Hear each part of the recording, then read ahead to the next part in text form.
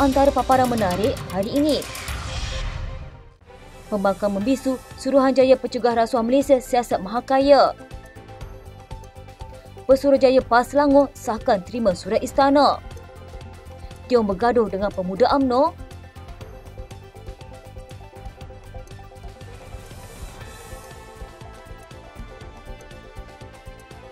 Perdana Menteri Datuk Seri Anwar Ibrahim menyela tindakan pembangkang yang didakwa membisu dan tidak menyatakan sokongan terhadap usaha Suruhanjaya Pencegah Rasuah Malaysia dalam menyiasat golongan mahakaya yang dikaitkan dengan isu rasuah. Malah Anwar mendakwa ada kalangan pemimpin pembangkang membela tokoh besar mahakaya yang mendapat siasatan oleh agensi rasuah berkenaan. Kata Anwar, lebih malah lagi apabila pendakwaan dibuat pihak berkenaan bertindak menyalahkannya dengan menuduh ia kerana dendam kesumatnya. Katanya, saya lihat di Parlimen, pembangkang menggelupur seolah-olah marah, benci dan tak ada suara pembangkang yang sokong langkah membantas rasuah. Bagi saya aneh. Saya semasa jadi pembangkang, bila ada cadangan pemerintah berkenaan usul SPRM, saya dukung. Malah saya kata belum cukup berani tindakan diambil kerajaan. Baru-baru ini ada tindakan SPRM terhadap salah satu tokoh besar yang dianggap paling mahakaya. Belum ada suara daripada pembangkang. Walaupun tidak menyebut sebarang nama, Anwar dipercayai merujuk kepada bekas Menteri Kewangan Daim Zainuddin dan isterinya Naimah Abdul Khalid yang menuduh Perdana Menteri menyimpan dendam lama apabila SPRM melancarkan siasatan ke atas kekayaan mereka.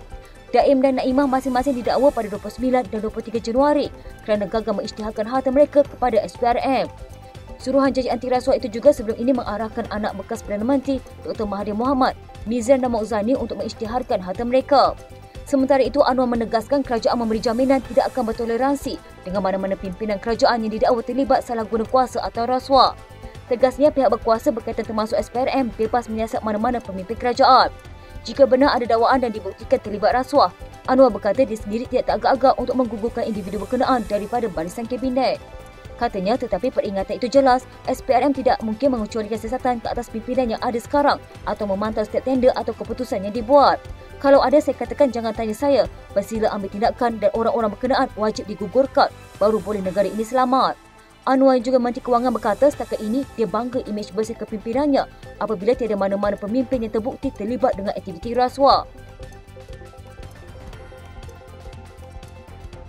Pesuruh PAS Selangor Abdul Halim Tamuri mengesahkan menerima surat dari Istana Selangor yang disampaikan melalui Institusi Sulit Sultan Selangor Muhammad Munir Bani.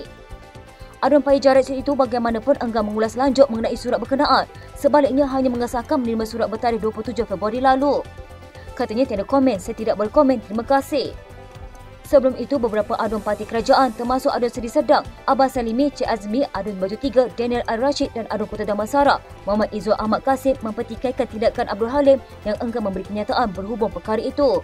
Katanya sebagai aduan yang berada dalam negeri Selangor, beliau kena respon cepat mengenai isu ini, bukan dibiar hingga 2-3 hari begini.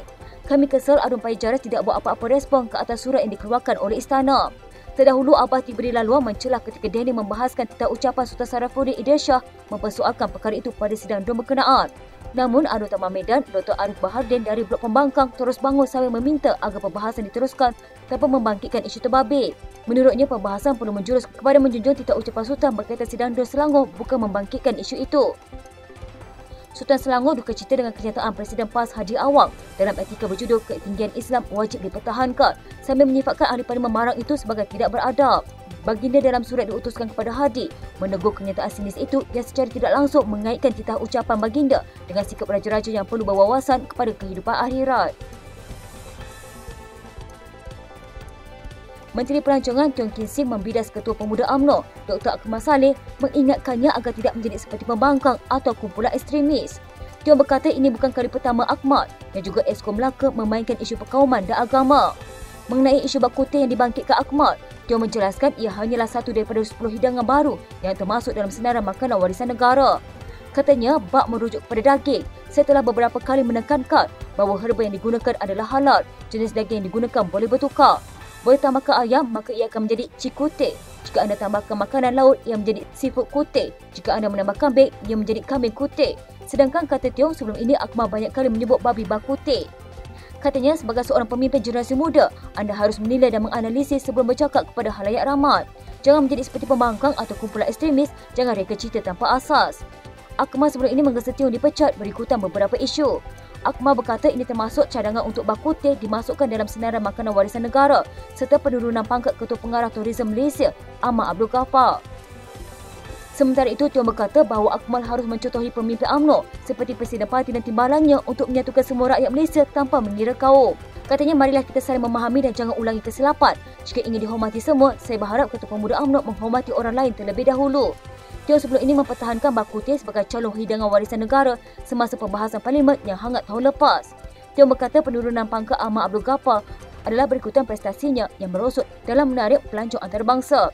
Dia berkata keputusan itu dibuat selepas Ahmad berkali-kali gagal memenuhi peluang yang diberikan yang menyebabkan dia mempersoalkan jika Ahmad tahu bagaimana untuk menjalankan tugasnya.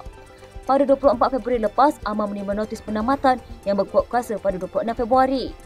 Sekian berita terkini di TV pada hari ini. Jangan lupa follow Facebook dan YouTube Dalam TV. Dapatkan info terkini di Facebook serta YouTube di TV.